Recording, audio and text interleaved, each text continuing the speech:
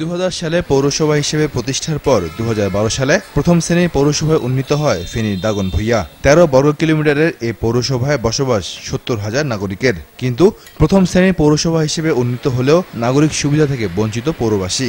পৌর এলাকায় বিশুদ্ধ পানির ব্যবস্থা না থাকায় ছড়াচ্ছে পানিবাহিত রোগ। এছাড়া পানি নিষ্কাশনে নেই পর্যাপ্ত ড্রেনেজ ব্যবস্থাও। এখানে একটু বৃষ্টি হইলে পানি কমে আর কি অনেক।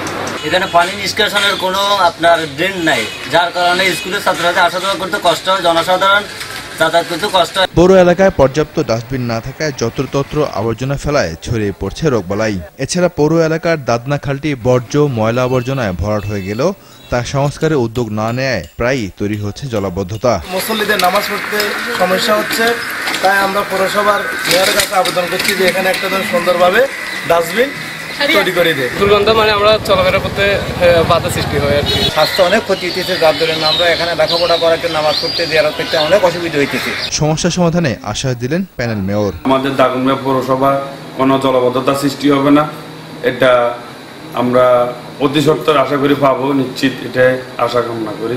আবর্জনাটা কন্টিনিউ পরিষ্কার করা হচ্ছে, হয়তো কেউ বেশি ফেলাচ্ছে, সবসময় তো সব দিন একসাথে পরিষ্কার করা সম্ভব না। শুধু আশ্বাস নয়, দ্রুত প্রয়োজনীয় নাগরিক সুবিধার বাস্তবায়ন চান পৌরবাসী।